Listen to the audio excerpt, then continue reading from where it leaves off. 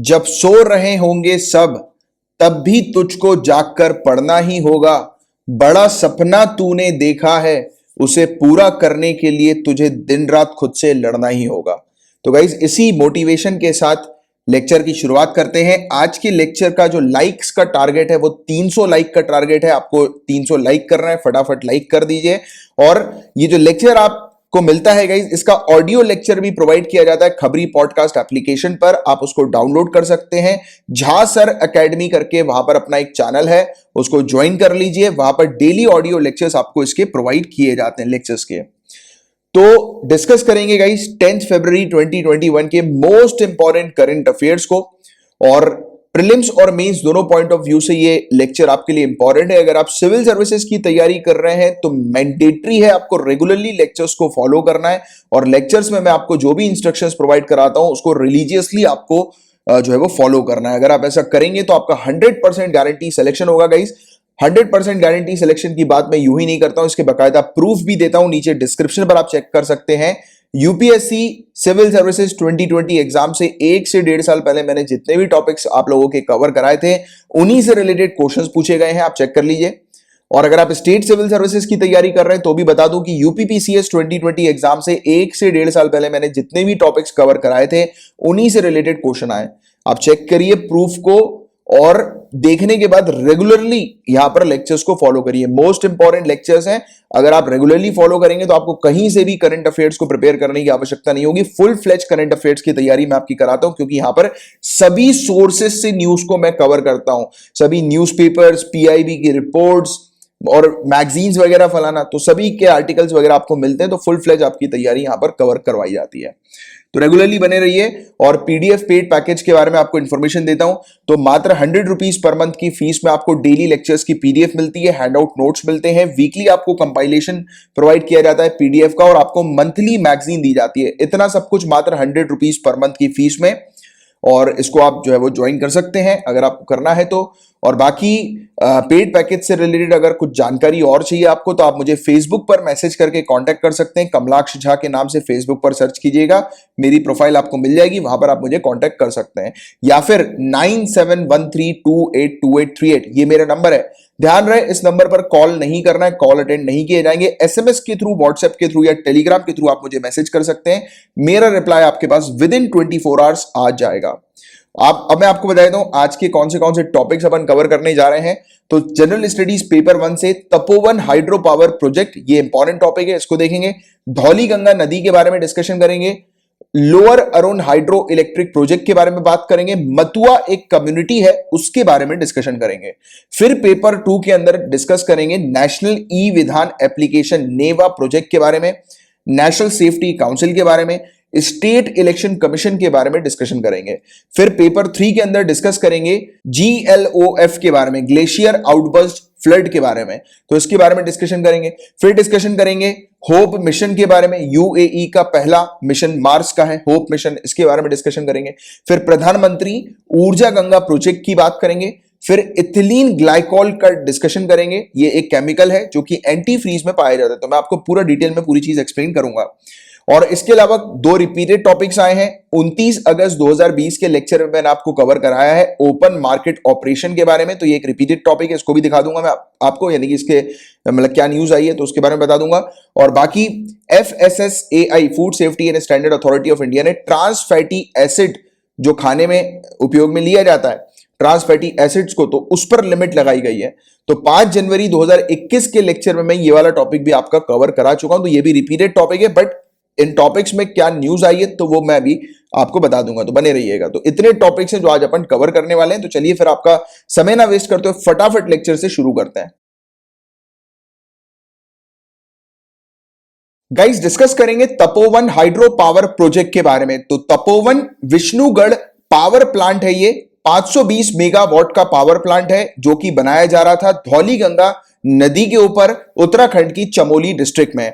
तो आप जानते हैं गाइस उत्तराखंड के अंदर जो भयानक इंसिडेंट, जो डिजास्टर हमें देखने को मिला है, तो इस डिजास्टर ने तपोवन हाइड्रो पावर प्रोजेक्ट जो है उसको तहस महस कर दिया है। तपोवन हाइड्रो या हाइडल प्रोजेक्ट जो है वो पूरी तरह से नष्ट हो गया है इस घटना के कारण। तो आप सभी लोग इस घटना से वाकिफ हैं, उत्तराखंड की डिजास्टर जो हमें देखने को मिला है। तो और इवन ये भी बताया जा रहा है कि काफी सारे जो वर्कर्स इस तपोवन हाइड्रो पावर प्रोजेक्ट में काम कर रहे थे वो अभी लापता हैं और काफी सारे मतलब सारे वर्कर्स की इवन मृत्यु भी हुई है। तो ऐसे रिकॉर्ड्स भी सामने नजर आए हैं। तो इसके तपोवन हाइड्रो पावर प्रोजेक्ट से रिलेटेड अगर क्वेश्चन आता है कि इसकी लोकेशन कहां पर है, तो आपको उत्तराखंड के बारे में थोड़ा सा आइडिया होना चाहिए। और किस नदी के ऊपर ये तपोवन हाइड्रो पावर प्रोजेक्ट है, तो धौली गंगा नदी के ऊपर, याद रखना है आपको।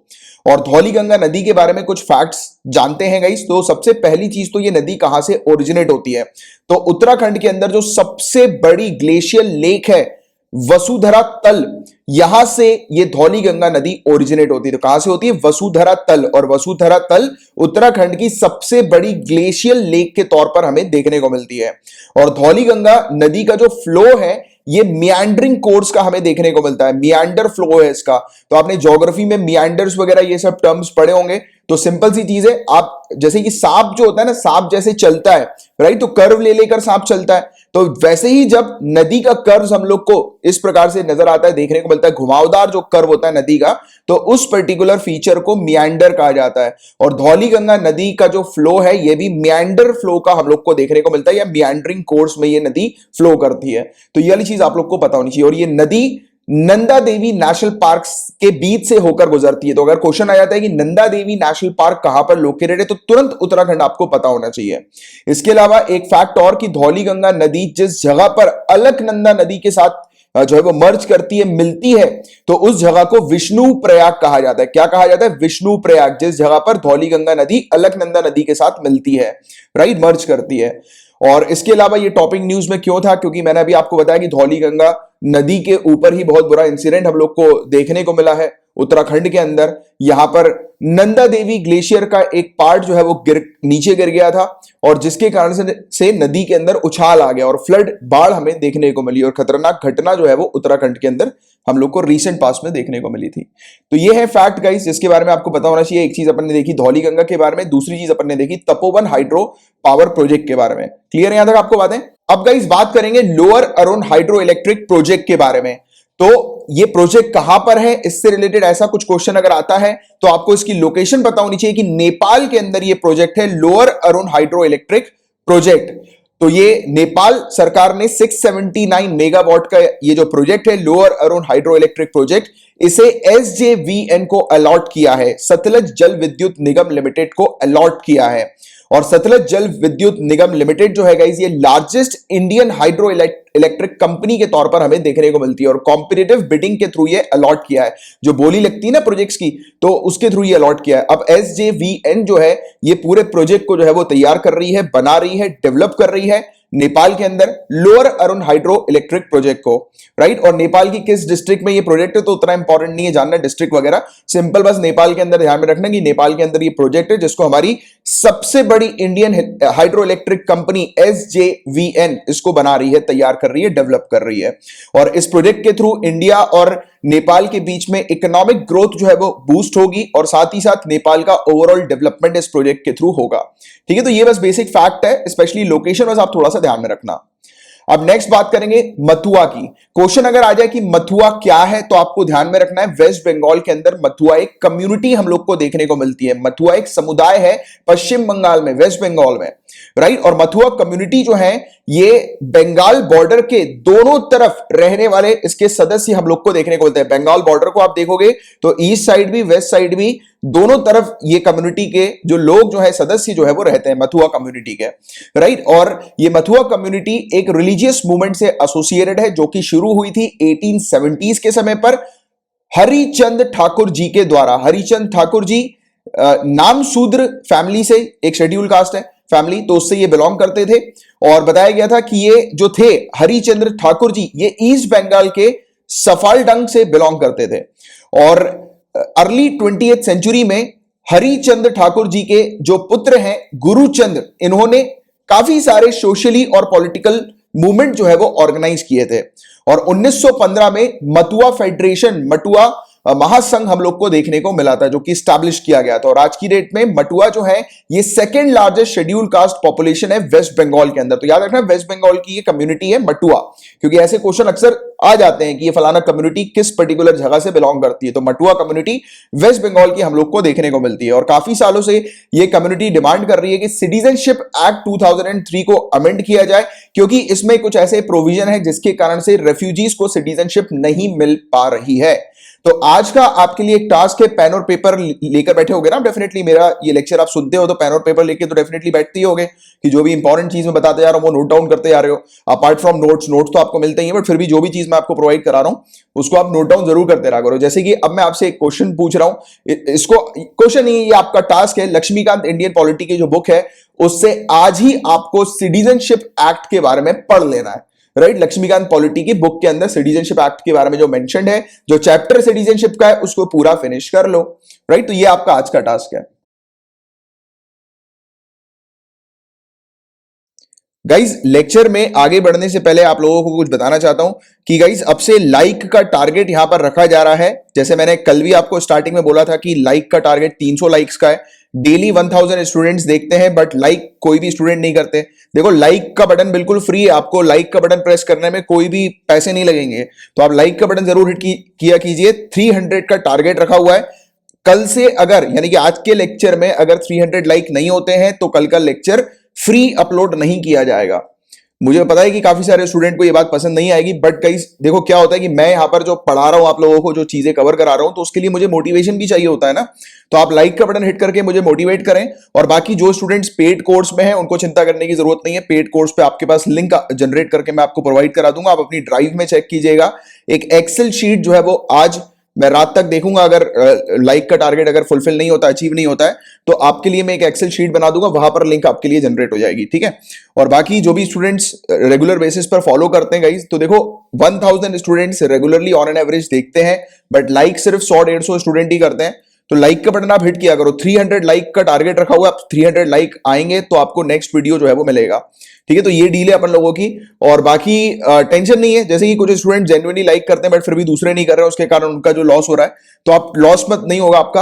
आपको संडे वाले दिन जो है वो मैं वीकली कंपाइलेशन देता हूं, वो तो सबके लिए फ्री रहेगा, तो आप उसमें से कवर कर सकते हैं। बाकी अगर आपको रेगुलरली गाइस लेक्चर चाहिए तो लाइक का बटन जरूर हिट करो, क्योंकि आपके लाइक का बटन हिट करने से मुझे मोटिवेशन भी मिलता है। और ये चैनल गाइस आप लोगों का है, इतना समय हो गया मैं आपको क्वालिटी कंटेंट प्रोवाइड करा रहा हूं, बट इसमें ग्रोथ नहीं हो रही है।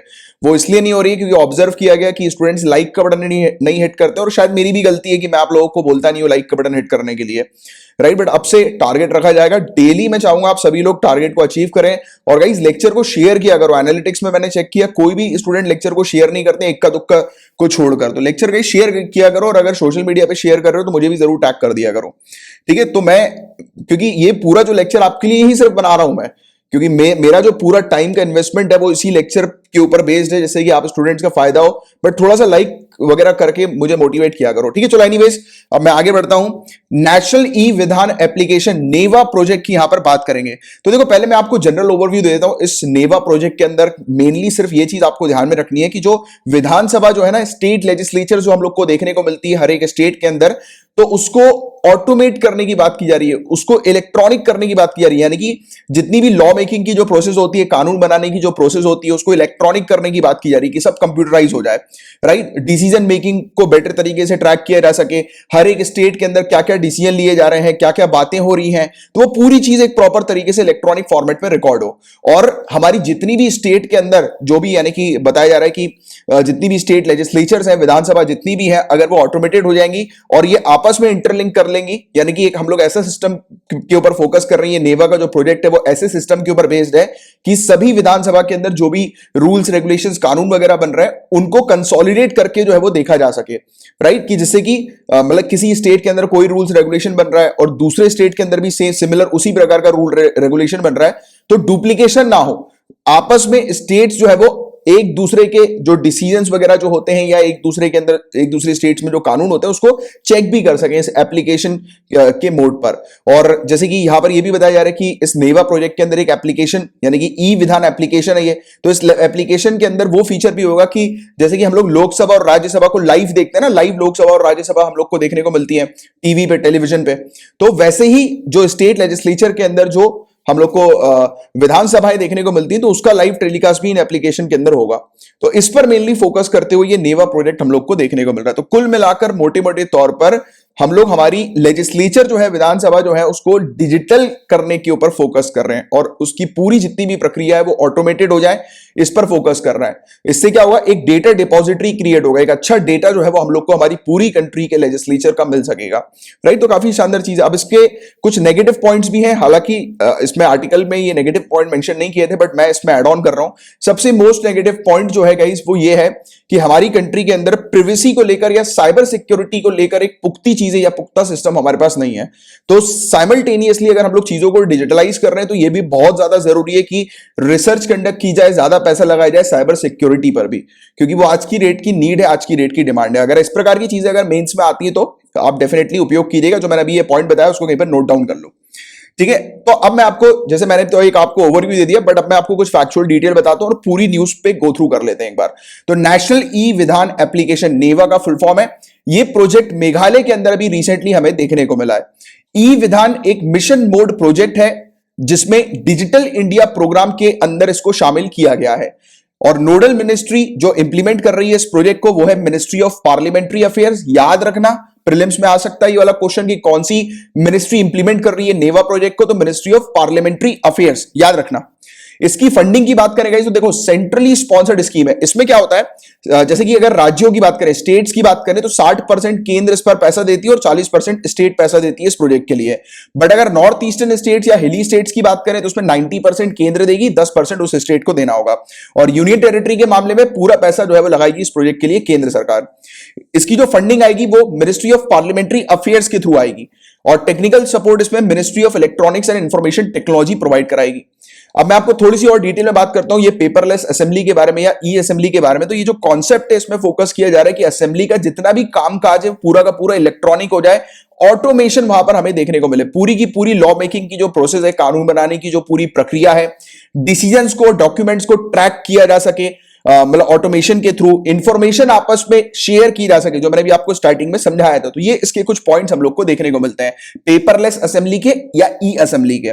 इसके अलावा एम क्या है नेवा का कि सभी लेजिस्लेचर हमारी कंट्री की जो है उनको साथ में लेकर आना, सभी लेजिस्लेचर को साथ में लेकर आना, एक साथ लेकर आना, एक प्लेटफॉर्म क्रिएट करना जहां पर एक डेटा डिपॉजिटरी जो है वो मैसिव डेटा डिपॉजिटरी हम लोग क्रिएट कर सकें, जिससे कि जो कॉम्प्लेक्सिटी हम लोग को मल्टीपल एप्लीकेशंस की देखने को मिल सकती है वो ना देखने को मिले, यानी कि डुप्लीकेशन वगैरह ना हो, राइट। इसके अलावा लाइव वेबकास्टिंग जैसे कि लोकसभा और राज्यसभा टेलीविजन पे हम लोग को देखने को मिलती है, तो उसकी लाइव वेबकास्टिंग इस एप्लीकेशन पर भी अवेलेबल होगी। और दूरदर्शन ने ऑलरेडी प्रोविजन जो है वो बना लिया है कि इसी प्रकार की फैसिलिटी वो स्टेट लेजिस्लेचर के लिए भी शुरू करेगा।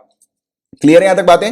तो ये है पूरा ओवरऑल टॉपिक नेवा से रिलेटेड। होपफुली आपको अच्छे से क्रिस्टल क्लियर हो गई होंगी पूरी की पूरी चीजें। अब बात करेंगे नेशनल सेफ्टी काउंसिल के बारे में। तो सिंपल सी चीज इस काउंसिल से रिलेटेड आपको ध्यान में रखनी है कि इस काउंसिल का मेन काम यह है कि जो लेबर्स होते हैं, वर्कर्स होते हैं, उनकी सेफ्टी को ध्यान में रखना। तो इसका ये मेन काम होता है नेशनल सेफ्टी काउंसिल का। ये वेरियस एक्टिविटीज कंडक्ट करती है लेबर्स की सेफ्टी को बढ़ाने के लिए कि लेबर्स, वर्कर्स जहां पर भी वर्क प्लेस पे काम कर रहे हैं वो सेफ रहें, सुरक्षित रहें। और ना ही सिर्फ लेबर वर्कर्स की सेफ्टी बल्कि किसी भी इंडस्ट्रियल एक्ट के कारण या एक्टिविटीज के कारण एनवायरमेंट को भी डैमेज ना हो। तो एनवायरमेंट की सुरक्षा का भी जिम्मा नेशनल सेफ्टी काउंसिल का ही हम लोग को देखने को मिलता है। तो ये चीज है सिंपल सी जिसके बारे में आपको एक जानकारी होनी चाहिए। बाकी न्यूज पर ये टॉपिक हमें इसलिए देखने को मिला क्योंकि श्री एस.एन. सुब्रमण्यम जी, इनको अपॉइंट किया गया है नेशनल सेफ्टी काउंसिल के चेयरमैन के तौर पर। 3 सालों के पीरियड के लिए इनको अपॉइंट किया गया है। नेशनल सेफ्टी काउंसिल सेटअप हुई थी गाइस 4 मार्च 1966 को और ये मिनिस्ट्री ऑफ लेबर के अंडर आती है। इसका मेन काम ये होता है कि ये एस्टैब्लिश करती है वॉलंटरी मूवमेंट को, स्वयंसेवी गतिविधियों को, किसके ऊपर? सेफ्टी, हेल्थ और एनवायरमेंट के ऊपर, राइट। तो इस पर ये मेनली फोकस करती है कि नेशनल लेवल पर, राष्ट्रीय स्तर पर सुरक्षा, स्वास्थ्य और पर्यावरण, ये इस पर स्वयंसेवी गतिविधियां जो है वो शुरू करती है, डेवलप करती है, जनरेट करती है, विकसित करती है, राइट। तो ये चीज इसकी हम लोग को देखने को मिलती है। और ये एक apex non profit making tripartite body है जो कि रजिस्टर्ड है सोसाइटीज रजिस्ट्रेशन एक्ट 1860 और बॉम्बे पब्लिक ट्रस्ट एक्ट 1950 के अंडर। और ट्राइपार्टाइट बॉडी जो होती है गाइस, ये बेसिकली हम लोग को देखने को मिलती है कि सरकार सेटअप कर रही है काफी सारी ट्राइपार्टाइट बॉडीज। ये बॉडीज का काम क्या होता है? की डिस्कशन करना, कंसल्ट करना वेरियस लेबर रिलेटेड इश्यूज के बारे में, जैसे कि Indian labour conference, standing labour committee, committee on conventions, industrial committee. तो इनको एक फोरम प्रोवाइड कराती है जिससे कि बेटर डिसीजन मेकिंग प्रोसेस जो है वो क्रिएट हो सके। तो ये सिंपल सी चीज है इसके बारे में। यहां पर मोटे मोटे तौर पर सिर्फ ये चीज ध्यान में रखना कि नेशनल सेफ्टी काउंसिल का मेन फोकस रहता है कि लेबर्स जो है, वर्कर्स जो है, उनकी सुरक्षा को ध्यान में रखते हुए वेरियस एक्टिविटीज या वेरियस चीजों को लेकर आना, राइट, नई नई चीजों को, जिससे कि उनकी सेफ्टी को एनहांस किया जा सके, राइट। तो ये चीज है। अब गाइस बहुत ज्यादा इंपॉर्टेंट टॉपिक के बारे में डिस्कशन करने वाले हैं, बहुत ध्यान से सुनना। स्टेट इलेक्शन कमीशन का ये टॉपिक है। ऐसे जो टॉपिक्स आते हैं उनमें काफी ज्यादा इंटरेस्टेड होती है सिविल सर्विसेज क्वेश्चंस पूछने में। यूपीएससी और स्टेट सिविल सर्विसेज दोनों ही इस टॉपिक से रिलेटेड क्वेश्चंस पूछ सकती हैं, तो बहुत ध्यान से सुनना। अभी हम लोग को आंध्र प्रदेश के अंदर एक इशू देखने को मिला है। आंध्र प्रदेश के स्टेट इलेक्शन कमिश्नर ने एक ऑर्डर पास किया था पंचायत राज और रूरल डेवलपमेंट मिनिस्टर पेडी रेड्डी रामचंद्र रेड्डी के लिए कि ये जो मिनिस्टर हैं, ये जो मंत्री हैं, ये 21 फरवरी तक अपने घर पर ही कैद रहे, या फिर मतलब दूसरी भाषा में मैं अगर आपको समझाऊं तो स्टेट इलेक्शन कमिश्नर जो है आंध्र प्रदेश के, उन्होंने हाउस अरेस्ट का ऑर्डर पास किया एक मंत्री के खिलाफ, कि एक मंत्री जो है उसको हाउस अरेस्ट करने का ऑर्डर पास किया है। तो सवाल यह उठता है कि स्टेट इलेक्शन कमिश्नर के पास क्या इतनी पावर होती है कि किसी मंत्री को वो हाउस अरेस्ट करा सके? तो इसी पर ही अपन थोड़ी देर से बात करेंगे, जिसका आंसर आपको मिल ही जाएगा थोड़ी देर के बाद।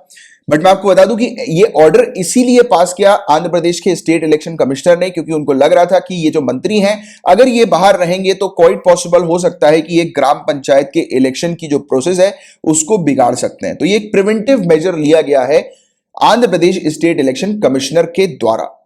और हालांकि आपको बता दूंगा इसकी जो उच्च न्यायालय है, हाई कोर्ट जो है आंध्र प्रदेश का, उसने स्टेट इलेक्शन कमिश्नर के इस ऑर्डर को, इस आदेश को रद्द कर दिया है। और मिनिस्टर जो है उन्होंने आर्ग्यू किया है कि कोर्ट के सामने कि जो एक्शन लिया गया है स्टेट इलेक्शन कमीशन के द्वारा या स्टेट इलेक्शन कमिश्नर के द्वारा, ये उनके क्षेत्र अधिकार ज्यूरिसडिक्शन के बाहर का है। यानी कि स्टेट इलेक्शन कमीशन के पास ऐसी कोई पावर नहीं है कि जिसके थ्रू ये किसी मिनिस्टर को जो है वो हाउस अरेस्ट करवा सके। तो ये इन्होंने तर्क दिया था। अभी थोड़ी देर से बात करेंगे कि पावर होती है कि नहीं होती है। और इन्होंने ये भी कहा है कि आर्टिकल 14 और आर्टिकल 21 जो हमारे इंडियन कॉन्स्टिट्यूशन का है, उसका उल्लंघन किया है स्टेट इलेक्शन कमिश्नर ने। तो मेरा आपसे एक क्वेश्चन है सिंपल सा, आर्टिकल 21 और आर्टिकल 14 किससे रिलेटेड है? नीचे कमेंट बॉक्स पर इसका आंसर लिखकर बताइए, देखते हैं किसको पता है।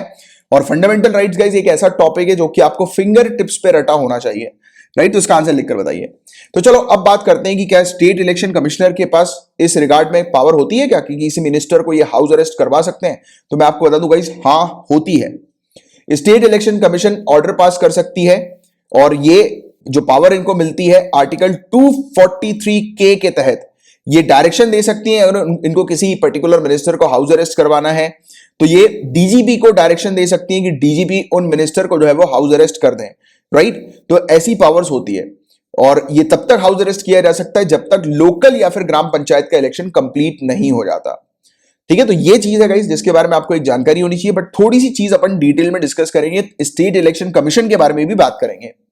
ठीक है, तो हमें देखने को मिलता है कि हमारा जो भारत का संविधान है, इंडियन कॉन्स्टिट्यूशन है, उसमें जो स्टेट इलेक्शन कमीशन जो है उसका उल्लेख किया गया है, जिसमें अनुच्छेद आर्टिकल 243 और आर्टिकल 243 जो हम लोग को देखने को मिलता है। तो इसके अंडर स्टेट इलेक्शन कमीशन का क्या रोल होता है कि पंचायत और नगर पालिका जो होती है, सभी के सभी जो पंचायत और म्युनिसिपैलिटीज के जो इलेक्शन होते हैं उसको कंडक्ट करने का काम होता है स्टेट इलेक्शन कमीशन का। तो ये चीज हमें देखने को होती है। उसके बारे में आप जानते ही हैं कि लोकल बॉडीज का इलेक्शन कंडक्ट करती है स्टेट इलेक्शन कमीशन, पंचायत का, म्युनिसिपैलिटीज का इलेक्शन कंडक्ट करती है, राइट? तो उसका superintendence, direction, control, preparation of electoral rolls, तो इसका ये काम हम लोग को स्टेट इलेक्शन कमीशन का देखने को मिलता है। क्वेश्चन ये बन सकता है कि स्टेट इलेक्शन कमिश्नर किसके द्वारा अपॉइंट किए जाते हैं? तो गवर्नर के द्वारा। उस जिस भी स्टेट के अंदर वो स्टेट इलेक्शन कमिश्नर है तो वो उस स्टेट के गवर्नर के द्वारा अपॉइंट किए जाते हैं। और मैं आपको बता दूंगा इसकी, जब भी कभी स्टेट इलेक्शन कमीशन के पास टीम की कमी हो जाती है, स्टाफ की कमी हो जाती है, तो वो गवर्नर से रिक्वेस्ट कर सकते हैं कि गवर्नर एक नोटिफिकेशन जारी करें और जो भी रिक्वायर्ड जो स्टाफ है, जो जिसकी आवश्यकता इनको है, वो इनको मिल सके। जैसे कि कई बार इलेक्शन के समय पे आपने देखा होगा, आप जब वोट डालने वगैरह गए होंगे तो आपने देखा होगा कि जो पोलिंग बूथ होता है वहां पर टीचर्स वगैरह भी मौजूद होते हैं स्कूल के, राइट? टीचर्स की ड्यूटी लग जाती है। देखा होगा आपने, डेफिनेटली टीचर्स की ड्यूटी लग जाती है, काफी सारे सरकारी कर्मचारियों की ड्यूटी लग जाती है इलेक्शन के समय पर कि प्रॉपर तरीके से फेयर तरीके से इलेक्शन कंडक्ट हो।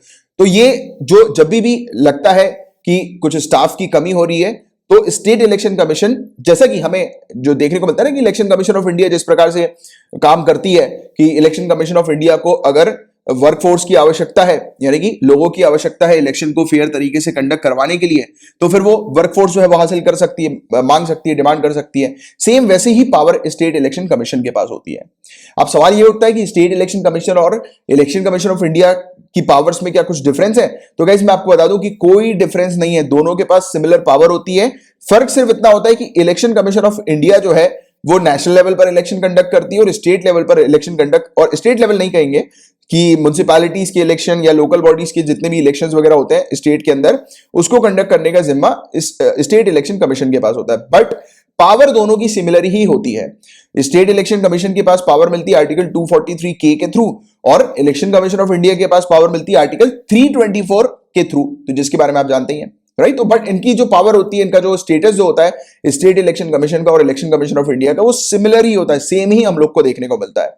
अब मैं आपको एक केस का भी एग्जांपल देता हूं। कभी और कुछ कुछ केसेस जो होते हैं वो अगर आप थोड़ा सा ध्यान में रख सको और अगर आप मेंस में उपयोग कर सको तो बहुत ही अच्छी बात है। बट हाँ, अगर आप रट सको और ध्यान में रख सको तो ही करना, बाकी इतना बर्डन लेने की जरूरत नहीं है, राइट। तो बट फिर भी मैं आपको एक केस के बारे में बता देता हूं कि Kishan Singh Tomar versus municipal corporation of the city of Ahmedabad का केस था, जिसमें ऑनरेबल सुप्रीम कोर्ट ने डायरेक्शन दिए थे राज्य सरकार को कि स्टेट इलेक्शन कमीशन जो भी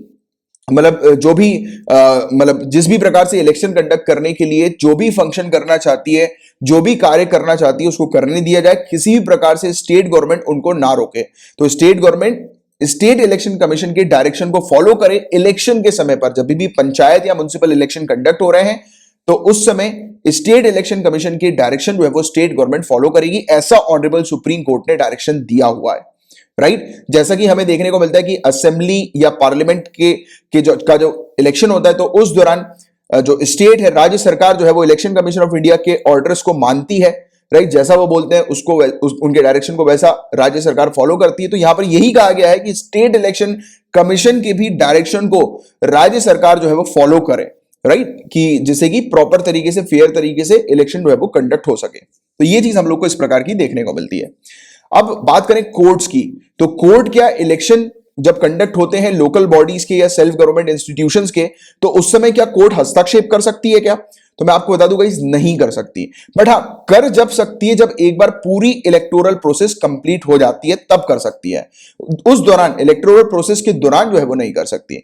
और आर्टिकल 243 हमारे इंडियन कॉन्स्टिट्यूशन का है, ये बार लगा देता है कि किसी भी प्रकार का इंटरफेरेंस जो है वो इलेक्शन के मैटर्स पर, जब जैसे ही स्टेट इलेक्शन कमीशन जब मोशन अपना सेट कर देती है तो उसके बाद किसी भी प्रकार का इंटरफेरेंस जो है वो नहीं हो सकता जब तक प्रॉपर पूरी तरह से इलेक्शन कंप्लीट नहीं हो जाता है तब तक, राइट। और आर्टिकल 329 पावर दे देती है इलेक्शन कमीशन ऑफ इंडिया को, या फिर ऐसा कह सकते हैं कि ये मेंशन करती है कि इलेक्शन कमीशन ऑफ इंडिया के मतलब जिस प्रकार से भी जो कंडक्ट कर रही है, कार्य वगैरह कर रही है, उस पर कोई भी कोर्ट हस्तक्षेप नहीं कर सकती या कोई भी बॉडी हस्तक्षेप नहीं कर सकती जब तक पूरा इलेक्शन कंडक्ट नहीं हो जाता है तब तक, राइट। तो ये चीज है।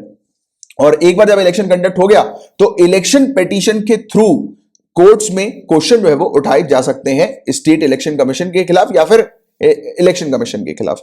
तो ये चीज हम लोग को देखने को मिलती है। और जो पावर्स होती है स्टेट इलेक्शन कमीशन की और इलेक्शन कमीशन की वो सेम होती है, ये चीज आप लोग को थोड़ी सी पता होनी चाहिए, राइट। बट हालांकि थोड़ा आर्टिकल आपको याद रखने की जरूरत है, क्योंकि आर्टिकल से रिलेटेड क्वेश्चन आ जाते हैं कि स्टेट इलेक्शन कमीशन किस आर्टिकल के तहत आता है, या फिर आ सकता है कि इलेक्शन कमीशन ऑफ इंडिया के कार्य के ऊपर किसी भी प्रकार से हस्तक्षेप नहीं किया जा सकता इलेक्शन के समय पर, ये किस आर्टिकल पे लिखा है बताइए। तो आर्टिकल बताइए आप जरा नीचे कमेंट बॉक्स पे लिखकर, अभी पढ़ा है मैंने आपको, बताइए किस आर्टिकल में लिखा है, राइट। तो ये आपका एक क्वेश्चन है। और मैं आपको बता दूंगा सी सेट के कोर्सेज अवेलेबल हैं और हिस्ट्री के कोर्सेज अवेलेबल हैं, और इससे रिलेटेड अगर आपको जानकारी चाहिए तो आप मुझसे कांटेक्ट करके जानकारी ले सकते हैं, या फिर नीचे डिस्क्रिप्शन पर आपको लिंक मिल जाएगी, ठीक है। तो सी सेट का कंप्लीट कोर्स अवेलेबल है, हिस्ट्री का कंप्लीट कोर्स अवेलेबल है, जिसमें मेडिवल, मॉडर्न और medieval Indian history, ancient Indian history और मॉडर्न इंडियन हिस्ट्री आपकी पूरी की पूरी कवर करवाई जा रही है। और फीस भी इसकी काफी ज्यादा कम है, आप एनरोल कर सकते हैं। अब गाइस अगेन एक बहुत ही ज्यादा इंपॉर्टेंट टॉपिक है, बहुत ध्यान से सुनना। उत्तराखंड में जो इंसिडेंट हुआ है उसी से रिलेटेड कुछ बात करेंगे, डिस्कस करेंगे ग्लेशियर आउटबर्स्ट फ्लड ये क्या होते हैं और कैसे ये होते हैं, तो इसके बारे में डिस्कशन करेंगे। तो आप जानते हैं गाइस उत्तराखंड के कुछ हिस्सों के अंदर हमें देखने को मिला है भारी भरकम बाढ़ आई है। ये उत्तराखंड के चमोली डिस्ट्रिक्ट जो है, इस पूरे इशू को, इस इंसिडेंट को चमोली ट्रेजेडी का भी नाम दिया हुआ है, तो ये वाली चीज भी थोड़ी सी ध्यान में रखना। तो यहां पर जोशी मठ है, जोशी मठ पर मौजूद जो नंदा देवी ग्लेशियर है वो वहां से, यानी कि उस ग्लेशियर का कुछ हिस्सा जो है वो टूटा है और बहुत भारी भरकम बाढ़ हमें देखने को मिली है, राइट। और ये 2013 में जो केदारनाथ का जो इंसिडेंट हुआ था, तो केदारनाथ में भी बहुत ही भयानक इंसिडेंट हम लोग को देखने को मिला था। आप सभी लोग उससे वाकिफ होंगे ही, ऐसा हो ही नहीं सकता कि आप 2013 की ट्रेजेडी से वाकिफ ना हो, राइट। तो बहुत बुरी स्थिति हुई थी, बहुत लोगों की मौतें हो गई थी, राइट, श्रद्धालुओं की मौतें हो गई थी। तो उसी मेमोरी को जो है वो, उसी हॉन्टिंग मेमोरी को जो है वो वापस याद दिला दिया है उत्तराखंड के अंदर ही इस इंसिडेंट ने या चमोली ट्रेजेडी ने, राइट। तो ये चीज है, हिमालय के अंदर अपर एरियाज पर बहुत ही ह्यूज स्केल पर डिवास्टेशन हुआ था केदारनाथ के समय पर। अब अगेन ये सेम चीज हम लोग को यहाँ पर उत्तराखंड में ही देखने को मिली है, राइट, चमोली डिस्ट्रिक्ट में। तो ये बहुत बुरा हादसा हुआ है। और बताया गया है कि तपोवन प्रोजेक्ट के बारे में अभी स्टार्टिंग में ही अपन ने डिस्कस किया था। तो यहाँ पर मौजूद जो लेबर्स थे, मतलब बताया तो अभी यानी कि अपनी रिपोर्ट के अकॉर्डिंग तो ये बताया जा रहा है कि 150 से ज्यादा लेबर जो है वो लापता है, बट एक्चुअली में द हिंदू के अंदर एक ऑफिशियल रिपोर्ट भी ये सामने आई है कि 171 से ज्यादा लेबर्स लापता है, राइट। अभी तक उनके बारे में पता नहीं लगा और 26 लोगों की मौत तो डिक्लेयर हो गई। बट हाँ देखो क्या होता है कि कई बार ऑफिशियल आंकड़े जो होते हैं ना वो काफी कम रहते हैं, बट रियलिटी में काफी ज्यादा नंबर्स हो जाते हैं, राइट। तो ये नंबर्स तो काफी ज्यादा भी हो सकते हैं, ऐसी संभावना है। बट बहुत बुरी स्थिति जो है वो हुई है, यहां पर भी बहुत नुकसान हुआ है, मतलब बहुत ज्यादा हम लोग को बुरी स्थिति, डिजास्टर ये देखने को मिला है। तो मेनली अभी अपन बात करने जा रहे हैं कि ग्लेशियर लेक आउटबर्स्ट फ्लड की हिमनद झील के फटने से उत्पन्न बाढ़, GLOF, इसके बारे में बात करेंगे कि ये होता क्या है। तो देखिए गाइस, जब भी कोई डैम होता है जिसमें ग्लेशियर लेक हम लोग को देखने को मिलती है, यानी कि वो जमा हुआ जो पानी होता है, यानी कि बर्फ जो होती है जमी हुई बहुत भारी मात्रा में, राइट। तो ऐसी जो लेक होती है भारी मात्रा में, तो जिस डैम में ये मौजूद जो पानी होता है या ग्लेशियर लेक जिस डैम के अंदर ये होता है, यानी कि ये बर्फ जो होती है ग्लेशियर जिस पर्टिकुलर डैम में होता है, तो किसी प्रेशर के कारण जब ये डैम फट जाता है तब ऐसी घटना घटती है, तब ये फ्लड आउटबर्स्ट हम लोग को देखने को मिलता है। इसके 3 मेन फीचर है। एक तो होता है कि एकदम से पानी जो है वो बहुत तेजी से रिलीज हो जाता है, काफी रैपिड इवेंट होता है। इवन कई बार तो कहा जाता है कि कुछ घंटों से लेकर कुछ दिनों तक भी ये इवेंट चलता है, राइट। इसमें बताया जाता है कि जो नीचे जो नदियां बहती हैं उनका बहाव तेज हो जाता है, उछाल उनमें आ जाता है, क्योंकि एकदम से भारी भरकम ग्लेशियर जो है वो चला गया। अब वो ग्लेशियर तो ऑब्वियसली बात है, बर्फ है, वो धीरे धीरे पिघलेगा ही। अब पिघलेगा तो फिर वो पानी निकलेगा, तो ये नदी का स्तर जो होता है, लेवल जो होता है वो फिर बढ़ जाता है और नदी में उछाल आने के कारण बाढ़ की स्थिति हमें देखने को मिलती है। अब सवाल ये उठता है कि ग्लेशियर टूटते कैसे हैं, हिमनद जो है वो विखंडन इसका कैसे होता है, उसके पीछे का कारण क्या है, टूटता कैसे है ये। तो इरोजन इसके पीछे का कारण है। और इसमें कई बार पानी का जो प्रेशर जो है वो काफी ज्यादा हो जाता है, तो उसके कारण भी ये टूट जाता है। एवलांच हम लोग को स्नो या फिर रॉक्स का देखने को मिलता है। एवलांच की मैं आपको बात करूं, एवलांच जो टर्म है इसका मतलब ये होता है सिंपल सा कि माउंटेन जो होता है, पहाड़ जो होता है, उसमें जो मौजूद बर्फ जो होती है जब वो एकदम से स्लाइड कर जाती है, गिर जाती है, या फिर मिट्टी एकदम से स्लाइड करके गिर जाती है, तो उस समय भी ये ग्लेशियर्स वगैरह जो होते हैं वो टूट जाते हैं, ब्रेक हो जाते हैं। इसके अलावा बर्फ के नीचे जब अर्थक्वेक आता है तो वो भी एक कारण होता है ग्लेशियर के टूटने का। और जैसे कि कहीं पर ग्लेशियर लेक है, अब उस ग्लेशियर लेक पर उसी के नजदीक अगर कोई दूसरा ग्लेशियर है, अगर वो उसके साथ जो है वो कोलैप्स हो जाता है, उसके साथ यानी कि उसमें टकरा जाता है, राइट, ग्लेशियर लेक के अंदर दूसरा कोई ग्लेशियर, उसके निकट ही जो ग्लेशियर होगा, उसके एडजेसेंटली जो ग्लेशियर होगा, वो अगर उसमें कोलैप्स कर जाएगा तो भी ये ग्लेशियर ब्रेक हम लोग को देखने को मिलता है, राइट। क्योंकि दूसरा ग्लेशियर आके उसमें टकरा गया ना, अब टकराएगा तो ऑब्वियस ही बात है कि जो मौजूदा जो ग्लेशियर लेक है उस पर प्रेशर बिल्डअप हो जाएगा, राइट। तो उसके कारण से वो टूट सकता है, और टूटेगा तो फिर पानी का बहाव हम लोग को देखने को मिलेगा, निकलेगा, है ना। तो ये चीज है। और इसका इंपैक्ट हम लोग को किस प्रकार का देखने को मिलता है, तो ग्लेशियर लेक्स जो होती हैं गाइस, उनका जो वॉल्यूम जो होता है वो बढ़ जाता है, राइट। और इसका वॉल्यूम अलग अलग भी हो सकता है, राइट। और मिलियन से लेकर 100 ऑफ मिलियंस क्यूबिक मीटर पानी इसके अंदर हो सकता है, वो डिपेंड करता है कि कितना बड़ा वो ग्लेशियर है, राइट। और फेलियर जब इन आइस का होता है या ग्लेशियल सेडिमेंट्स का जो होता है, तो उसमें पानी रिलीज होता है, जैसे मैंने आपको बताया, और इवन काफी दिनों तक भी ये पानी रिलीज होता रहता है। तो ये चीजें कुछ इंपॉर्टेंट टेक्निकल टर्म्स हैं जिसके बारे में आपको एक आइडिया होना चाहिए, जो कि आपसे पूछे जा सकते हैं। ठीक है, तो अपन ने जाना इसके बारे में, ग्लेशियर लेक आउटबर्स्ट फ्लड क्या होती है, इस टर्म के बारे में समझा कि हिमनद झील के फटने से उत्पन्न बाढ़ कैसी होती है। अब थोड़ी सी नंदा देवी ग्लेशियर के बारे में भी बात करते हैं। तो नंदा देवी ग्लेशियर जो है गाइस, ये सेकंड हाईएस्ट माउंटेन जो हमारे इंडिया का है, नंदा देवी माउंटेन। तो याद रखना, इंडिया में second highest mountain Nanda Devi mountain है। नंदा देवी पर्वत हम लोग को देखने को मिलता है। और सबसे हाईएस्ट इंडिया के अंदर जो माउंटेन है वो है कंचनजंगा, राइट। ये हाईएस्ट इसलिए क्योंकि इंडिया और नेपाल की बॉर्डर पर है, तो ये कंचनजंगा जो है वो हमारी कंट्री का हाईएस्ट माउंटेन जो है वो कहा जाता है। और सेकंड हाईएस्ट पे हमें नंदा देवी पर्वत जो है वो देखने को मिलता है। तो नंदा देवी पर्वत का ही ये एक पार्ट है, नंदा देवी ग्लेशियर, राइट। तो इसी के कारण से, इसी के टूटने के कारण हमें देखने को मिला कि उत्तराखंड के अंदर चमोली डिस्ट्रिक्ट में हादसा हुआ है, डिजास्टर हमें देखने को मिला। तो ये सिंपल सी चीजें हैं बट काफी इंपॉर्टेंट है, जिसकी आपको एक अच्छी पकड़, अच्छी जानकारी होनी चाहिए। अब नेक्स्ट टॉपिक में बात करेंगे यूएई, यूनाइटेड अरब एमिरेट्स के होप मिशन के बारे में डिस्कस करेंगे। यूएई का ये पहला मिशन था मार्स का, और अगर मैं आपको बताऊं अरब कंट्रीज की, तो उन्हीं का ही एक पहला मिशन है और इंटरप्लैनेटरी पहला मिशन है अरब कंट्री का। यानी कि अभी तक अरब कंट्रीज में हमें नहीं देखने को मिला कि कोई भी कंट्री ने दूसरे प्लैनेट के लिए कोई मिशन लॉन्च किया हो। तो अभी यूएई का हमें देखने को मिल रहा है ये होप मिशन। तो अगर क्वेश्चन आ जाए कि होप मिशन किस कंट्री का है, तो यूएई आपको ध्यान में रखना है। पहला अरब इंटरप्लैनेटरी मिशन है। अभी तक कोई भी अरब कंट्री दूसरे प्लैनेट पर खोज करने के लिए, रिसर्च करने के पर्पस के लिए उसका कोई भी लॉन्च व्हीकल या कोई भी उसका स्पेसक्राफ्ट जो है वो उसने उड़ान नहीं भरी है। पहली है ये यूएई, जिसका होप मिशन जो कि मार्स पे गया है। और मार्स पे गया नहीं, एक्चुअली ये मार्स पे लैंड नहीं कर रहा है, ये मार्स ऑर्बिटर है, यानी कि ये मार्स के चक्कर लगाएगा। ठीक है, तो ये मार्स के चक्कर लगाएगा और मार्स के ऑर्बिट पर जो है ये पहुंच चुका है। तो इसको लेकर ये टॉपिक न्यूज में हमें देखने को मिला था। ये जानकारी प्रोवाइड कराएगा कि मार्स का वेदर जो है वो किस टाइप का है, तो उससे जुड़े जो सीक्रेट्स हैं उनका खुलासा करेगा ये, राइट। तो ये चीज हम लोग को देखने को मिल रही है। और होप मिशन के बारे में थोड़ी सी डिटेल में बात करेंगे। तो मार्स ऑर्बिटर स्पेसक्राफ्ट है, मार्स के मंगल ग्रह की ये चक्कर लगाएगा, मार्स के एटमॉस्फेयर को स्टडी करेगा। और मिशन जो है गाइस, ये ऑफिशियली इसका जो नाम है वो है एमिरेट्स मार्स मिशन। ठीक है, तो होप मिशन तो इसको कहा जा रहा है, बट इसका official name Emirates Mars mission है। और इसके ऑर्बिटर को जो नाम दिया गया है वो होप दिया गया है, या फिर अल अमल ये नाम इसको दिया गया है। और पहला इंटरप्लैनेटरी मिशन है अरब वर्ल्ड का ये। अब आप मुझे नीचे कमेंट बॉक्स पर लिखकर बताएंगे कौन सी कंट्रीज अभी तक मार्स का मिशन कंडक्ट कर चुकी हैं, और ये ऑर्डर में बताइए कि सबसे पहले कौन सी कंट्री ने मार्स का मिशन कंडक्ट किया, फिर किसने किया, फिर किसने किया। और ये वाला जो मिशन है होप मिशन यूएई का, ये कौन से नंबर का है, राइट। तो ये चीज आप मुझे नीचे कमेंट बॉक्स पर लिखकर बताएं।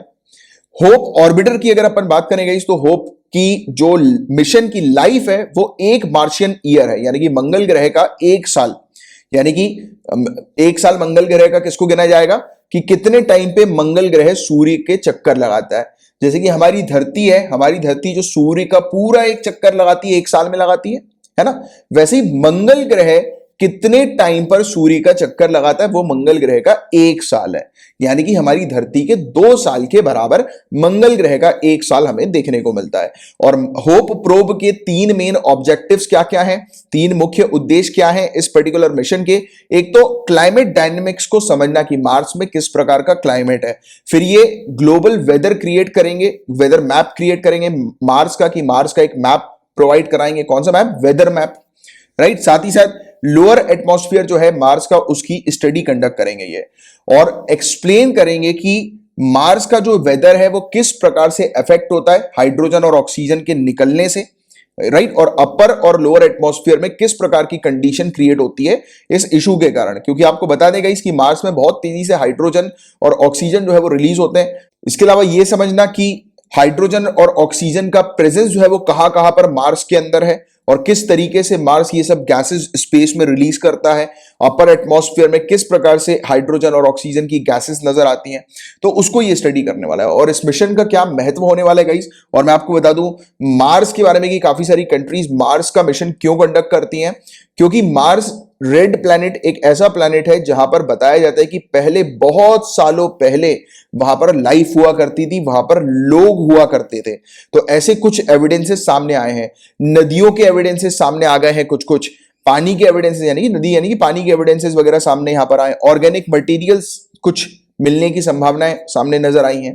तो ये साबित हुआ है कि बहुत साल पहले मार्स में लाइफ हुआ करती थी, लोग हुआ करते थे, वहां पर लिविंग थिंग्स हम लोग को देखने को मिलती थी मार्स के अंदर। तो अगर हम मार्स प्लैनेट को समझेंगे कि मार्स में, क्योंकि देखो आज की डेट में कोई लाइफ नहीं है, तो अगर हम लोग मार्स प्लैनेट की स्टडी करेंगे, हमारे साइंटिस्ट रिसर्चर, तो हमें पता लगेगा कि हमारी धरती में आने वाले टाइम पे जो है वो कैसी स्थिति हो सकती है, हमारी धरती का फ्यूचर कैसा हो सकता है। तो फ्यूचर को समझने के लिए मार्स को स्टडी करना जरूरी, क्योंकि मार्स जो है आप कह सकते हो प्लैनेट का पास्ट है, राइट। क्योंकि अभी लाइफ जो है वो हमें धरती के अंदर देखने को मिल रही है, एक समय पर लाइफ मार्स में हुआ करती थी, आज की डेट में मार्स में लाइफ नहीं है। तो उसके पीछे का क्या कारण है? क्योंकि कहीं ना कहीं समय बीता होगा फ्यूचर में, यानी कि बाद में जाकर लाइफ वहां से खत्म हो गई है, राइट, जीव वगैरह वहां से खत्म हो गए। तो यही चीज साइंटिस्ट रिसर्चर समझेंगे कि आने वाले समय में धरती की क्या स्थिति हो सकती है, क्योंकि मार्स की जो आज की स्थिति है वो माना जा रहा है कि एक टाइम पर शायद धरती की भी वैसी स्थिति हो जाए, या फिर एक टाइम पर, क्योंकि लिविंग बींग्स थे ना यहाँ पर मार्स पे, और आज की डेट में नहीं है, और आज की डेट में धरती पे लिविंग बींग है, कल को नहीं होंगे, तो फिर क्या मतलब क्या वजह होगी नहीं होने की? तो ये पूरी जो जितने भी जो है ना मिस्टीरियस चीजें वगैरह, खुफिया चीजें वगैरह, तो इनकी जानकारी जो है, खुफिया नहीं कहूंगा मैं, यानी कि मिस्टीरियस को क्या कह सकते हो आप हिंदी में, अब आप कह देना, मतलब जो भी वो शब्द रहे, तो रहस्यमयी चीजें जो है वो इसकी खोज जो है वो करेंगे, ठीक है। तो ये चीज है जिसके बारे में आप लोग को एक जानकारी होनी चाहिए। अब गाइस डिस्कस करेंगे अगेन काफी ज्यादा इंपॉर्टेंट टॉपिक के बारे में, प्रधानमंत्री ऊर्जा गंगा प्रोजेक्ट की बात करने वाले हैं। तो गेल इंडिया लिमिटेड की बात करें गाइस, तो इसने वेस्ट बंगाल को इंडिया के गैस मैप पर मार्क कर दिया है कि अब इंडिया का जो गैस मैप है उस पे वेस्ट बंगाल भी आएगा। तो वेस्ट बंगाल को गेल इंडिया ने रख दिया है इंडिया के गैस मैप पर, क्योंकि वेस्ट बंगाल के अंदर 2433 करोड़ रुपए की पाइपलाइन जो बिछाई जानी थी, गैस की पाइपलाइन, वो कंप्लीट हो गई है। अब वेस्ट बंगाल के अंदर एलपीजी और सीएनजी से भी सस्ती कुकिंग फ्यूल जो है, खाना बनाने वाली जो गैस हम लोग को देखने को मिलती है, हम लोग घर में सिलेंडर का उपयोग करते हैं ना, लाल कलर का जो सिलेंडर होता है जिससे खाना पकता है घर में, गैस में लगता है, तो उसकी जगह पर उससे भी सस्ती गैस जो है अब प्रोवाइड की जा रही है वेस्ट बंगाल के अंदर। और इवन पेट्रोल और डीजल से भी सस्ती जो फ्यूल है वो भी हमें देखने को मिल रही है। और यूरिया के प्रोडक्शन के लिए और वेरियस चीजों के प्रोडक्शन के लिए इंडस्ट्रीज वगैरह में ये गैस का जो है वो उपयोग किया जाएगा वेस्ट बंगाल के अंदर। 348 किलोमीटर की पाइपलाइन बिछाई गई है धोबी, जो कि बिहार में है, और वहां से लेकर पाइपलाइन गई है वेस्ट बंगाल के दुर्गापुर में, राइट। तो ये प्रधानमंत्री ऊर्जा गंगा प्रोजेक्ट का पार्ट है। प्रोजेक्ट की थोड़ी सी बात करें गाइस, तो हमारे ऑनरेबल प्राइम मिनिस्टर ने वाराणसी से, यानी कि ऑनरेबल प्राइम मिनिस्टर की जो कॉन्स्टिट्यूएंसी है वाराणसी, वहां से इस प्रोजेक्ट की शुरुआत करी थी। पाइपलाइन की जो लेंथ है टोटल वो 2540 किलोमीटर की है, जो कि अंडर कंस्ट्रक्शन पे है। उत्तर प्रदेश से ओडिशा पर यह पाइपलाइन जो है वो बिछाई जा रही है, राइट। और पाइप्ड कुकिंग गैस जो है वो प्रोवाइड कराने का इसका ऑब्जेक्टिव है कि वाराणसी के जो निवासी हैं अगले 2 सालों में उनको पाइप्ड कुकिंग गैस जो है वो मिल जाए। और जो दूसरे स्टेट्स हैं उत्तर प्रदेश के अलावा, जो नेबरिंग स्टेट्स हैं, वहां पर अगले यानी कि 2 साल के बाद फिर अगले 1 साल यानी कि 3 सालों में और भी जगहों पर जो है वो कुकिंग गैस की पाइपलाइन जो है वो बिछाई जाए, प्रोवाइड की जाए कि हर जगह कुकिंग गैस की पाइपलाइंस अवेलेबल हो। जैसे कि फॉरेन कंट्रीज में हमें देखने को मिलता है कि सिलेंडर वगैरह का उपयोग नहीं होता है, कुकिंग गैस की पाइपलाइन जो है वो बिछाई गई है। तो वैसे ही इंडिया का भी ये प्लान हम लोग को इस प्रकार का देखने को मिल रहा है, जो कि सस्ता भी पड़ेगा और काफी सही भी रहेगा। और बताया जा रहा है कि 25 इंडस्ट्रियल क्लस्टर जो है वो क्रिएट किए जा रहे हैं, जो कि इस गैस का उपयोग करेंगे फ्यूल के तौर पर। और जब ये पाइपलाइन बिछाई जाएगी तो स्वाभाविक सी बात है कि इंप्लॉयमेंट तो जनरेट होना ही होना है। तो ये सब इसके कुछ ऑब्जेक्टिव्स हैं जिसकी आपको एक जानकारी होनी चाहिए। लेंथ वाइज डिस्ट्रीब्यूशन किस प्रकार का होगा पाइपलाइन का, तो उत्तर प्रदेश के अंदर 338 किलोमीटर की पाइपलाइन बिछाई जा रही है, बिहार के अंदर 441 किलोमीटर की, 441 किलोमीटर की, झारखंड के अंदर 500 किलोमीटर की, वेस्ट बंगाल के अंदर 542 किलोमीटर की, और ओडिशा को 718 किलोमीटर की पाइपलाइन का बेनिफिट मिलने वाला है। तो आप मुझे बताइए कि किस स्टेट के अंदर, क्योंकि मैंने आपको पूरा बता दिया, आप बताइए किस स्टेट के अंदर सबसे ज्यादा लंबी पाइपलाइन जो है वो बिछाई जा रही है इस प्रोजेक्ट के तहत, प्रधानमंत्री ऊर्जा गंगा प्रोजेक्ट के तहत। ठीक है, यहां तक बातें क्लियर है। नेक्स्ट अब बात करेंगे इथिलीन ग्लाइकॉल की। इथिलीन ग्लाइकॉल की एक्चुअली एंटी फ्रीज के पर्पस के लिए केमिकल का उपयोग किया जाता है। जैसे कि कई बार हम बोलते हैं ना गाड़ी ठंडी पड़ गई, बट आज की डेट में नई नई गाड़ियां निकल रही हैं जो गाड़ी ठंडी क्योंकि पहले का आप जब छोटे हो गए तो इमेजिन करो कि कई बार आप शायद मे बी कभी आपने स्कूटर वगैरह देखा होगा कि नहीं, या फिर मतलब जो टू व्हीलर वगैरह नहीं होती, ठंडी में एकदम जो है वो बंद पड़ जाती है, उसको किक मारते रहो चालू ही नहीं होती। तो ऐसा पहले हुआ करता था, बट आज की डेट में नई नई जो गाड़ियां आ रही है ना, कितनी भी ठंडी पड़ जाए आप उसको आराम से स्टार्ट कर सकते हो। मेरे ख्याल से शायद एक दो बार आपको सेल्फ लगाने की जरूरत होगी, बाकी वो आराम से स्टार्ट हो जाती है बिना किसी प्रॉब्लम के, बिना किसी इशू के। क्यों? क्योंकि उसमें एंटी फ्रीज केमिकल डलता है, और ये जो केमिकल है वो इथिलीन ग्लाइकॉल होता है। तो आपको एक तो अंडरस्टैंडिंग क्रिएट हो गई कि ये इथिलीन ग्लाइकॉल, ये केमिकल जो है वो किस पर्पस में लिया जाता है, गाड़ियों वगैरह में लिया जाता है। एंटी फ्रीज है कि ठंडी पर भी गाड़ी जो है वो चालू हो जाए, स्टार्ट हो जाए। तो वो ये इस प्रकार का केमिकल हम लोग को देखने को मिलता है, और भी काफी सारी जगहों पर इसका उपयोग होता है। बट ये टॉपिक अभी न्यूज में एथिलीन ग्लाइकॉल का इसलिए आया था क्योंकि 11 यूनाइटेड स्टेट्स के सैनिक हैं, उन्होंने गलती से इस केमिकल को पी लिया और अभी वो बीमार पड़े हुए हैं। राइट, न्यूज तो ये थी कि 11 सोल्जर्स ने इस केमिकल को पी लिया, बट सिविल सर्विसेज में आपसे ये केमिकल के बारे में पूछा जा सकता है, इसलिए आपको साइंस एंड टेक पर्सपेक्टिव से ये केमिकल की अच्छी जानकारी होनी चाहिए। तो थोड़ा सा और डिटेल में आपको बताता हूं इस केमिकल के बारे में। तो इथिलीन ग्लाइकॉल ये एक इंडस्ट्रियल कंपाउंड है जो कि कंज्यूमर प्रोडक्ट्स जैसे कि automotive, antifreeze, hydraulic brake fluids, कुछ स्टैम्प पैड जो होते हैं ना, स्टैम्प पैड जिसपे ठप्पा लगाते हैं, तो स्टैम्प पैड्स की जो इंक होती है, बॉल पेन जो आप चलाते हैं, बॉल पॉइंट का जो पेन चलाते हैं ना आप, तो उसमें भी इसका उपयोग होता है। सॉल्वेंट्स में, पेंट्स में, प्लास्टिक में, फिल्म और कॉस्मेटिक्स में, इवन फार्मास्यूटिकल इंडस्ट्रीज में भी इसका उपयोग किया जाता है इथिलीन ग्लाइकॉल का। और एंटी फ्रीज पर्सपेक्टिव से इसको बनाया जाता है, डी आइसिंग सोल्यूशन के लिए बनाया जाता है, कार के लिए, एरोप्लेन के लिए, बोट्स के लिए। राइट, एथिलीन ग्लाइकॉल जो है इसका जो टेस्ट होता है वो काफी मीठा होता है, और गलती से या फिर कई बार लोग जानबूझ के सुसाइड करने के पर्पस के लिए इसको पी लेते हैं, और एक बार जब ये पेट में चला जाता है तो ये केमिकल जहरीला बन जाता है। और इसके बाय प्रोडक्ट्स की बात करें गाइस, तो देखो ये जैसे ही अंदर जाएगा और फिर जब ये टूटेगा, ब्रेकडाउन होगा बॉडी के अंदर, तो ये जहरीला हो जाएगा और सेंट्रल नर्वस सिस्टम को ये डायरेक्टली अफेक्ट करेगा, हार्ट को अफेक्ट करेगा और किडनी को अफेक्ट करेगा। और अगर ज्यादा मात्रा में इसका इंटेक कर लिया तो मृत्यु भी हो जाएगी। तो ये चीज बताई जाती है। तो काफी खतरनाक ये केमिकल हम लोग को देखने को मिलता है, एथिलीन ग्लाइकॉल। राइट, और जैसे कि इंडोर एयर वगैरह जो होती है कई बार, तो उसके थ्रू भी बॉडी में चला जाता है, पानी के थ्रू, फूड के थ्रू, या आउटडोर एयर पे भी, या फिर एग्रीकल्चर प्रोडक्ट्स के थ्रू भी ये बॉडी में चले जाता है, और इसके कारण बॉडी में काफी सारी प्रॉब्लम्स जो है वो, इश्यूज जो है वो होने लगती हैं। तो ये चीज थी गाइस जिसके बारे में आपको प्रॉपर जानकारी होनी चाहिए। इसके अलावा ओपन मार्केट ऑपरेशन, मैंने गाइस ये टॉपिक आप लोगों को 29 अगस्त 2020 को पढ़ाया हुआ है, तो 29 अगस्त 2020 के लेक्चर पे जाइए, इस टॉपिक को जरूर कवर कर लीजिए।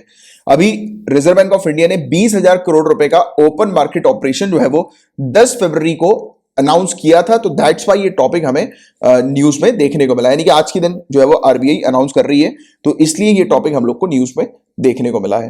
तो ये चीज आप लोग को पता होनी चाहिए। इसके अलावा ट्रांस फैटी एसिड, गाइस मैं आपको बता दूं लगातार ये टॉपिक न्यूज में है। 5 जनवरी 2021 को ये टॉपिक मैंने आपका कवर कराया हुआ। आपको सिंपली यूट्यूब जो है ना, यूट्यूब के सर्च कॉलम पे आप लिखिएगा 5 जनवरी 2021, या जो भी मैं आपको डेट देता हूं ना जिस दिन पे मैंने ये टॉपिक कवर कराया, वो डेट आप डालिए, उसके आगे मेरा नाम लिख देना कमलाक्ष। तो जो भी सर्च लिस्ट में सबसे पहला वीडियो आएगा यही अपना होगा, 5 जनवरी का वीडियो। इस वीडियो के आप देख लीजिएगा, इसके डिस्क्रिप्शन पर आप देखेंगे तो आपको पूरी वो मिल जाएगा, इंडेक्स मिल जाएगा, तो इंडेक्स में देख लीजिएगा ट्रांस फैटी एसिड के बारे में मैंने पढ़ाया हुआ है, तो आप जो है वो इस वीडियो के अंदर आपको ये टॉपिक मिल जाएगा। तो food safety and standard authority of India ने बेसिकली अभी रिस्ट्रिक्ट कर दिया है कि ट्रांस फैटी एसिड जो है सन 2022 में 2% ही उपयोग में लिया जाएगा फूड प्रोडक्ट्स के अंदर। दिसंबर के अंदर FSSAI ने यह कहा था कि 2021 में 3% से ज्यादा ट्रांस फैटी एसिड्स, ऑयल्स और फैट्स में उपयोग में नहीं लिया जाएगा। फिर 2022 में 2% से ज्यादा नहीं लिया जाएगा, और आज की रेट में जो लेवल है वो 5% का, यानी कि 2021 तो शुरू हो ही गया है, तो आज की रेट में लेवल 3% का है। अगले साल जो है वो 2% का लेवल देखने को मिलेगा कि ट्रांस फैटी एसिड जो है वो काफी खतरनाक हो जाता है हेल्थ पर्सपेक्टिव से, तो इसलिए इसको कम करने पर हम लोग फोकस कर रहे हैं। क्लियर है आपको यहां तक बातें? और ये था गाइज आज का लास्ट टॉपिक, और मैंने आपको जितने भी टॉपिक्स पढ़ाए अच्छे से क्लियर हो गए हैं। तो लाइक जरूर हिट करना, लाइक का टारगेट आपको अचीव करना है। 300 लाइक्स होंगे तभी कल का लेक्चर आपको फ्री में मिलेगा, वरना फिर वीकेंड पे आप संडे वाले दिन जो है वो वीकली लेक्चर देख सकते हो। और जो स्टूडेंट्स पेड पैकेज में, आपको चिंता करने की जरूरत नहीं, आपके पास लिंक मिल जाएगी। बाकी लाइक जरूर करो गाइस, लाइक आप करोगे तो यहां पर मैं आप लोगों के लिए ही बना हुआ हूं, काम आप लोगों के लिए कर रहा हूं। तो आप लाइक करते रहो, उससे मुझे भी मोटिवेशन मिलता है गाइस, तो लाइक जरूर करना है, ठीक है। तो और बाकी पेड पैकेज के बारे में लेक्चर के स्टार्टिंग में मैंने आपको बता ही दिया था। बाकी अगर इससे रिलेटेड और कुछ जानकारी चाहिए तो आप मुझसे कांटेक्ट कर सकते हैं फेसबुक पर, या फिर मेरा नंबर है 9713282838। ध्यान रहे इस नंबर पर कॉल नहीं करना है। व्हाट्सएप के थ्रू, एसएमएस के थ्रू या टेलीग्राम के थ्रू आप मुझे मैसेज करके कांटेक्ट कर सकते हैं। मेरा रिप्लाई आपके पास विद इन 24 आवर्स आ जाएगा। तो चलिए अब अपन मिलते हैं आपके टारगेट अचीव करने के बाद। तब तक के लिए bye bye, take care, have a great day ahead, Tata.